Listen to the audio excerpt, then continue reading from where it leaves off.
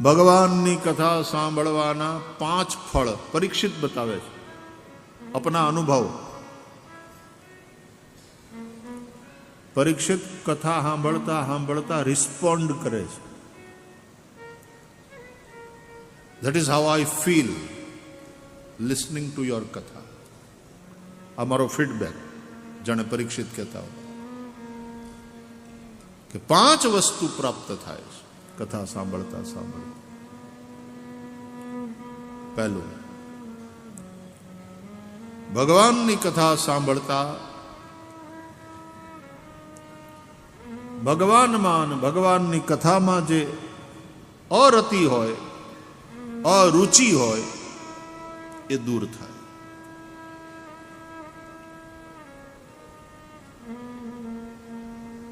ભગવાનની કથા સાંભળવાનું મન નથી થતું, શું કરવું? ભગવાનની કથા સાંભળો.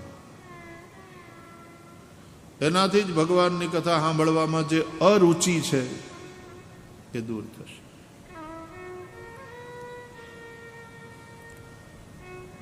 કોઈ સંતના મુખે ભગવાનની કથા સાંભળશો, પ્રથમ ભક્તિ સંતન કર સંગા, તો એનું પરિણામ, એનું ફળ એ મળશે કે દૂસરી રતિ મમ કથા પ્રસંગ. ભગવાનની કથામાં રતિ થશે, પ્રેમ થશે. શ્રીમદ ભાગવતના પ્રથમ સ્કંદમાં તો એટલા માટે સુતજી કહે છે કે મનુષ્યનું શ્રેષ્ઠ ધર્મ એ જ છે જેનું આચરણ કરવાથી ભગવાનની કથામાં પ્રેમ થાય. બહુ ધર્માચરણ કરો, પૂજા પાઠ કરો, તીર્થયાત્રા કરો, દાન પુણ્ય કરો, માળા ફેરવો, પણ એ બધાના પરિણામે જો ભગવાનની કથામાં યદિ પ્રેમ ન થાય, ધર્મ સ્વનુષ્ઠિત પુંસામ વિશ્વક્સેન કથાસુ યહ ન ઉત્પાદયેદ્યદિ રતિમ શ્રમ એવ હિ કેવલમ. જો ભગવાનની કથામાં આ બધી જ વસ્તુ પ્રેમ ન કરાવે તો આ પૂજા પાઠ, તીર્થયાત્રા, આ ભૂખ્યા રહેવું, વ્રતો કરવા, આ બધું શ્રમ એવ હિ કેવલમ, કેવલ શ્રમરૂપ છે.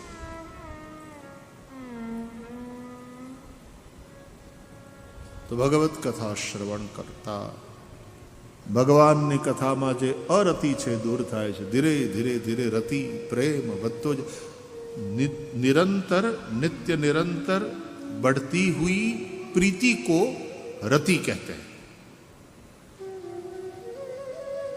દિવસે દિવસે પ્રેમ વધતો જાય. તો પહેલું ફળ આ.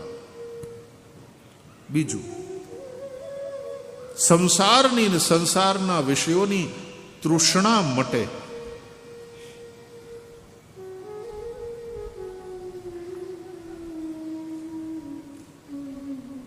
આ તૃષ્ણા મટે એટલે સંસારમાં જે આપણે કારણ વગરના ભટકતા હોઈએ ને અને આખું ખોતા હોઈએ એ બંધ થાય.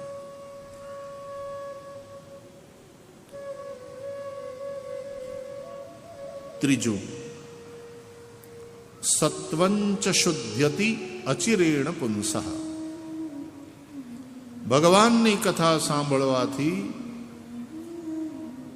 મનુષ્યનું મન અવિલંબ શુદ્ધ થાય છે. આ ત્રીજું ફળ. મનની તુરંત શુદ્ધિ. ભાગવતમાં વારંવાર કહેવામાં આવ્યું કે ભગવાનની કથાથી મન જેટલું અને જેટલું જલ્દી, જેવું અને જેટલું જલ્દી શુદ્ધ થાય છે એટલું બીજા કોઈ સાધનથી નથી થતું. एतस्माद् अपरम किंचन मनः शुद्ध्यै न विद्यते.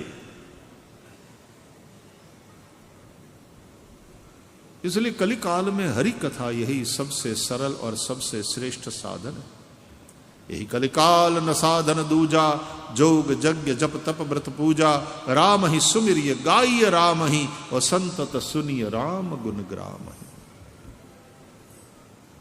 हरि कथा.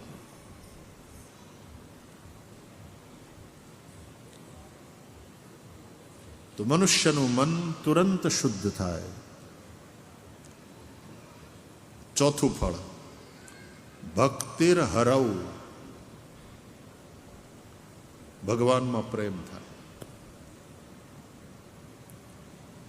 એટલે કે ભક્તિ. ભગવાનમાં પ્રેમનું નામ ભક્તિ. ભક્તિર હરવ.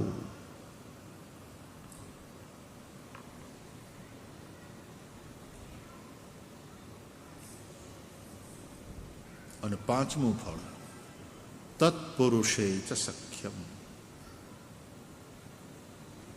ભગવાનની કથા સંભળાવીને ભગવાનમાં પ્રેમ કરાવે, ભક્તિ કરાવે ને આપણને ભગવદ અભિમુખ કરે, આવા હરિગુણ ગાયકો, આવા સંતોના પ્રત્યે એક નાતો બંધાય, ઈ વાલા લાગે, એની સાથે એક સંબંધ. ગુરુ શિષ્યનો સંબંધ એ પિતા પુત્રનો સંબંધ છે, અથવા તો પિતા પુત્રીનો સંબંધ છે. એક સંબંધ. ભગવાન પતિ છે અને ગુરુ પિતા છે. પિતા જેમ કન્યાદાન કરે અને એના પતિને એ સોંપે, એમ સદગુરુ જીવને જગતપતિ પ્રભુને સમર્પિત કરે, ભગવદ અભિમુખ કરે, ભગવાનની સાથે એનો નાતો જોડે, બ્રહ્મ સંબંધ કરાવે. આ પાંચ ફળ ભગવદ કથા શ્રવણના રાજા પરીક્ષિત બતાવે છે. અરુચિ દૂર થાય. ભોજનમાં અરુચિ થાય ને ખાવાનું મન ન થાય, એ રોગ કહેવાય. એમ ભજનમાં પણ અરુચિ એટલે ભવરોગ.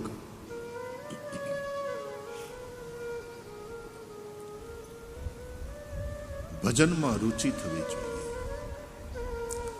ભગવત કથા સાંભળવાથી ભજનમાં અરુચિ દૂર થાય. બીજું, સંસારના વિષયોની તૃષ્ણા મટે. ત્રીજું, મન તુરંત શુદ્ધ થાય.